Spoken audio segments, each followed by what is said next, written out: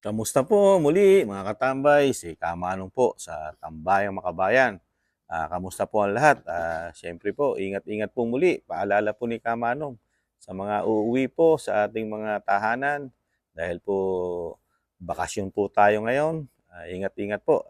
Siyempre po, ito po, meron naman tayo kukumentuhan na balita at nakakalungkot po. Dahil ito po, wala tayong kapanapanalo po dito po sa isang ekonomiya ng ating bansa, number one, at saka dito sa analyst po ng magaling na si Malu Tikia.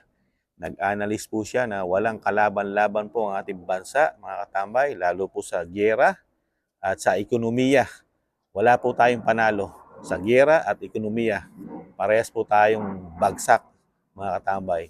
Pagka dumating po at tiisin at talagang gipitin tayo ng China, mga katambay. Bakit ko nasabi? Pakinggan po natin ang isang balita at analyst ng magaling na si Malu Tikia, mga katambay. Pero bago po yun, nagpapasalamat po muli muna si Kamanong po sa naagusto po ng ating Malita Channel sa YouTube at TikTok, Tambayang Makabayan. Maraming salamat po mga katambay. Ito pakinggan po natin ng isang analyst na balita bago po tayo magkomento mga katambay. Pakinggan na po natin. Ang trade natin sa China, mas mataas ang ating importation kaysa sa exportation ng ating produkto. Which means, hindi mo kailangan maggera kung gusto tayong tikisin ng China. Trade lang, bagsak ang ekonomiya natin.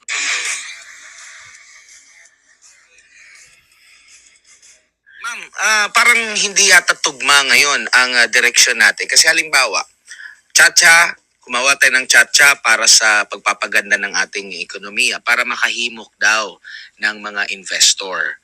Paano ka makakahimok ng mga investor kung ganito po ang pahayagan ng isang presidente? Kung ako ay isang negosyante, magdadalawang isip ako. May batuhan na ng ganito na mangyayari. So hindi ako sure kung baka hindi pa nga natapos yung aking negosyo na maitayo, magkakaroon na magkakaroon na ng problema, nagkaroon ng Chacha, tapos may mga ganitong mga pahayag po, ma'am. Tama ka dyan, Admara, yung instability ng institusyon ang critical sa Pilipinas. Kunyari ngayon, di ba, nakailan na siyang pag-ikot, parang 20 countries na yata, 20 trips na yata yun. So pag sinasabi mo na to enhance the investment climate, o ano itong iniikot mo, yung bang amendments na yun ang request ng mga investors o ease of doing business? Kasi alam mo, yung tatlong provision na kanilang babaguhin at could result to better investment climate is basic education, advertising. Advertising, ang dami-dami higanting advertising firms ang nandito sa Pilipinas. Ang regional offices nila nandito o yung iba nasa Singapore.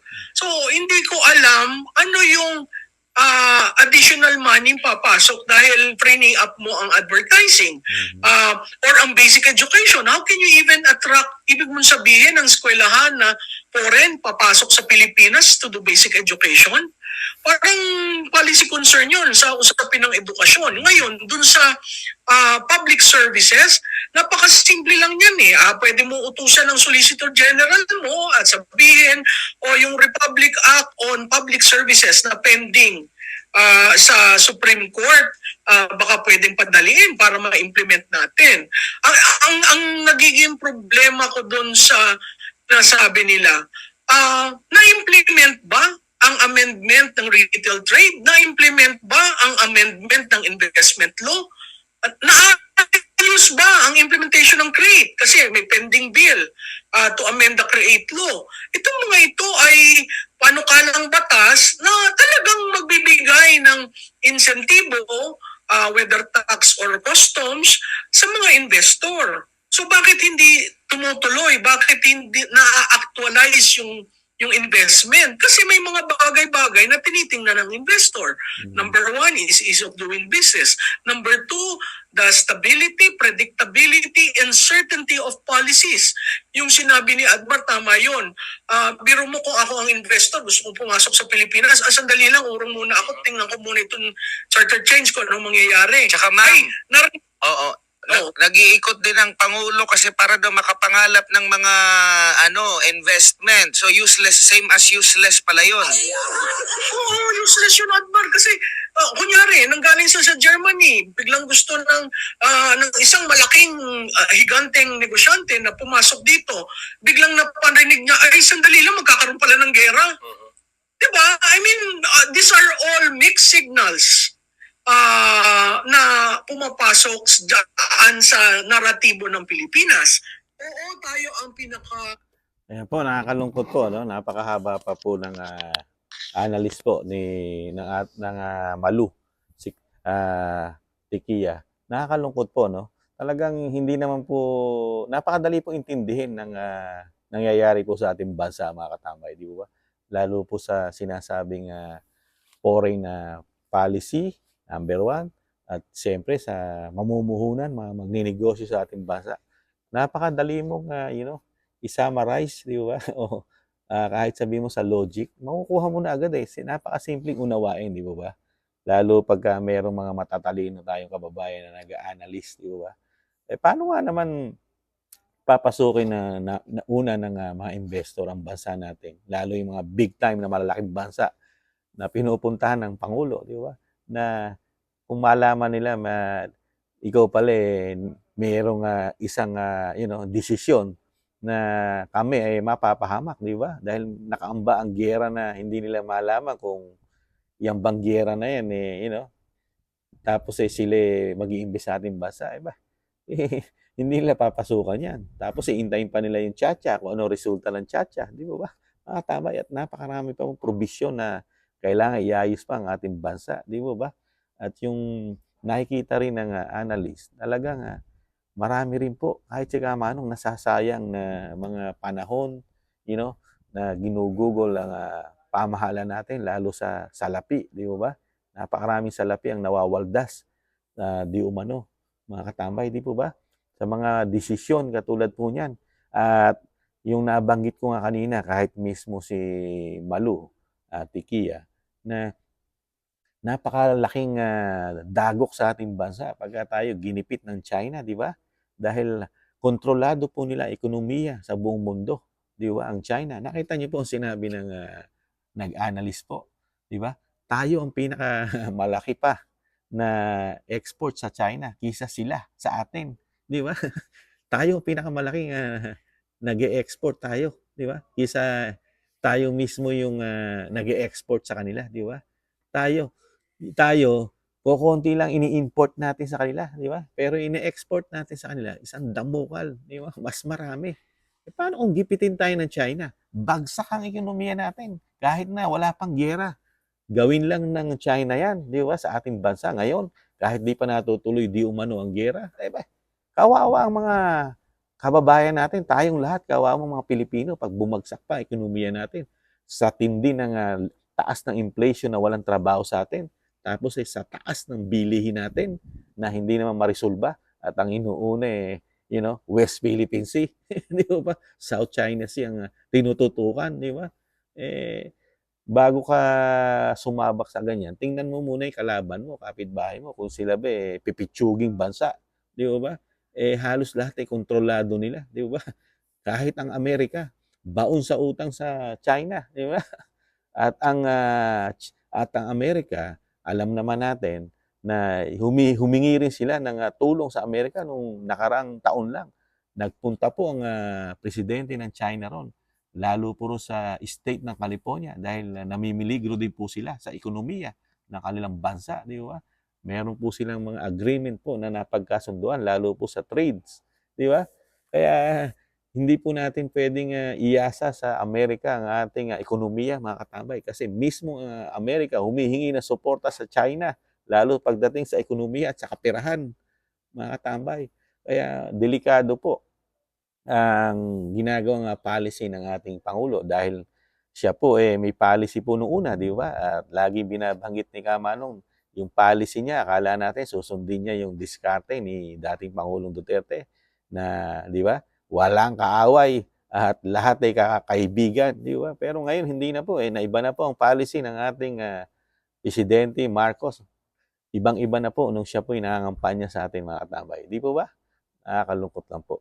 Kaya si Kamanong, nalulungkot po ako sa pinagdadaanan po ng ating bansa sa mga usapin po katulad nito na nakatutok po tayo sa sinasabing China, mga Duterte. Yan po umiikot ang gobyerno natin ngayon mga katambay. Hindi niyo po ba napapansin? China, mga Duterte, si Kibuloy. Di ba? Mukhang diyan po iikot ang administrasyon po ng Marcos administrasyon sa ganyang klaseng pagbangon sa ating bansa sa kahirapan. Diyan nila dadalhin sa China, Kibuloy at sa mga Duterte. Di ba? Hindi po sila nakatutok sa problema ng bansa katulad ng kahirapan, kawalan ng trabaho, di ba? Dahil alam natin pagkakahirapan kasama na diyan na nagtataas ang bilihin, di ba mga katambay? At marami pang problema, droga, di ba? Krimen, di ba? Terorista, di ba? Nandiyan na lahat. Pero wala. Kahit nga yung war on drugs, hindi nila matutukan, di ba? Mas mainam pa yung nasa Davao na nakikita magiging problema at resulta ng laganap ng droga at antimano kinikitil nila hanggang maaga, hindi nila pinalalala. Pero sa kabila nun, di umano, nagigipit pa rin. Nagigipit pa rin dahil isang Duterte po ang mayor ng Davao, di ba mga katamay? Nakakalungkot po rin. Sa Davao lang nagkaroon ng war on drugs ngayon. Sa buong Pilipinas halos wala. Nakakalungkot lang, nakakatambay. Mukhang binabaliwala rin ng Pangulo ng Pilipinas ang droga sa ating bansa. Nakapagtataka. Parang hindi yata naaawa ang Pangulo ng Pilipinas natin sa mga kabataan na kakainin ng droga, na isang ikababagsak ng ating bansa. Dahil alam naman natin ang droga nabanggit lang ni Kamanong talagang walang future tayo diyan. Hindi magbibigay ng katinuan at kaunlaran ng ating bayan yan. Ang uunlad lang diyan ay mga drug lord, mga sumusuporta at nagninegosyo niyan, di ba?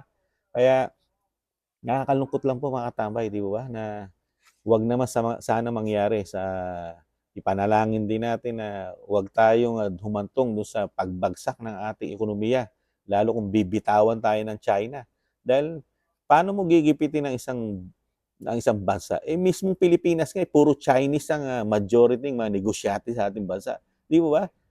Halos kinakain na tayo ng mga negosyanteng Chino. Di ba? Ng mga Pilipino-Chinese pa yung iba. Karamihan Pilipino-Chinese, dugon Chinese pa rin.